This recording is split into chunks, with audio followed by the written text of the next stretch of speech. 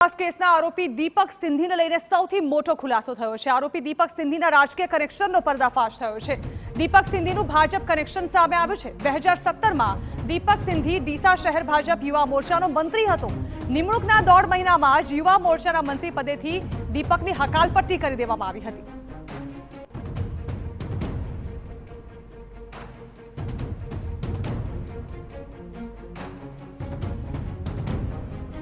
તો ભાજપ ઉપરાંત કોંગ્રેસ સાથે પણ દીપક સિંધીના રાજકીય કનેક્શનનો ખુલાસો થયો છે। કોંગ્રેસના ધરણામાં આગેવાનો સાથે જોવા મળ્યો હતો દીપક સિંધી। કોંગ્રેસના આગેવાનો સાથે પણ દીપક સિંધીની ઉઠક બેઠક હતી। તો દીપક સિંધી કે જેનું રાજકીય કનેક્શન પણ હવે સામે આવી રહ્યું છે। ઉલ્લેખનીય છે કે જ્યારથી આખી ઘટના સામે આવી ત્યારથી જ તેની શંકાસ્પદ જે ફેક્ટરી ધમધમી રહી હતી, ગેરકાયદે તેને લઈને સવાલો થઈ રહ્યા હતા, ત્યારે હવે ધીમે ધીમે જેમ તપાસ આગળ વધતી જઈ રહી છે તેમ સામે આવી રહ્યું છે કે તે ભાજપ અને કોંગ્રેસ બંનેના નેતાઓ સાથે સંપર્કમાં હતો। જે દીપક છે તે પહેલા ભાજપમાં જોડાયો હતો, જે કે થોડા સમય બાદ જ કોઈ કારણસર તેની પક્ષમાંથી હકાલપટ્ટી કરી દેવામાં આવી હતી। ત્યારબાદ કોંગ્રેસના નેતાઓ સાથે પણ તે બેઠક કરતો દેખાઈ રહ્યો છે। કોઈક સભામાં તે પહોંચ્યો છે અને કોંગ્રેસના નેતાઓ સાથેની તેની તસવીર વાયરલ થઈ રહી છે। હવે દીપક સિંધીની કોંગ્રેસ અને ભાજપના નેતાઓ સાથે કોઈ સંડોવણી હતી કે પછી તે માત્ર ફોટો પડાવવા સભામાં પહોંચ્યો હતો તે તો ખબર નથી, પરંતુ હાલ આ મામલે તપાસ કરવામાં આવી રહી છે। વધુ માહિતી સંવાદદાતા અતુલ ત્રિવેદી આપી રહ્યા છે।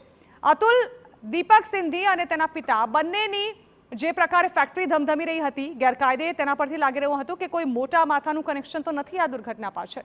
અને હવે જે પ્રકારે ભાજપ અને કોંગ્રેસના નેતાઓ સાથેના ફોટો અને પત્રિકાઓ વાયરલ થઈ રહી છે તેના પરથી હવે આ શક્યતાઓ પર ઉદ્ગાર ચિહ્ન લાગી ગયું છે। જાણવા માંગીશું શું માહિતી બહાર આવી છે?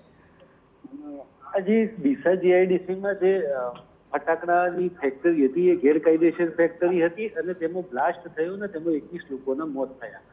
એટલે કે ગેરકાયદેસર એટલે કે કોઈ પણ પ્રકારની મંજૂરી નથી અને આ મંજૂરી છે રાજકીય ઓસ વગર શક્ય નથી। જો કોઈ રાજકીય એની પર હાથ હોય તો જ આ ધંધો કરવો શક્ય છે।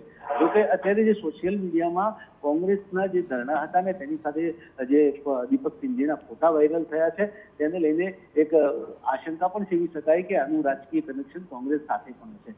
દીપક સિંધી છે એ 2017માં ડીસા શહેર ભાજપ યુવા મંત્રીના હોદ્દા પર પણ 1.5 માસ રહી ચૂક્યો છે અને 1.5 માસમાં તેનું વર્તણૂક ખરાબ હોવાને કારણે 1.5 માસમાં જ રવાના કરી દેવાયો હતો અને ત્યારબાદ તે કોંગ્રેસના શરણે ગયો હોવાની શક્યતા છે। એટલે ક્યાંક ને ક્યાંક આ પ્રકારનો ગેરકાયદેસર ધંધો કરતો દીપક સિંધી રાજકીય લોકો સાથે સંકળાયેલો પણ હોઈ શકે અને રાજકીય કનેક્શન પણ હોઈ શકે। જોકે અત્યારે તો સોશિયલ મીડિયામાં જે પ્રકારે ફોટા વાયરલ થઈ રહ્યા છે તેની સાથેના અને ત્યારે આગામી સમયમાં પણ ક્યાંક ને ક્યાંક કોઈ મોટા માથાનું કોઈ રાજકીય નેતાનું પણ કનેક્શન નીકળે તેવી શક્યતાઓ છે। જી બિલકુલ, આભાર અતુલ। તો બંને પક્ષના નેતાઓ સાથેના ફોટા વાયરલ, હાલ આ મામલે તપાસ કરવામાં આવી રહી છે કે આખરે તેનું પક્ષ સાથે કોઈ કનેક્શન છે કે નહીં।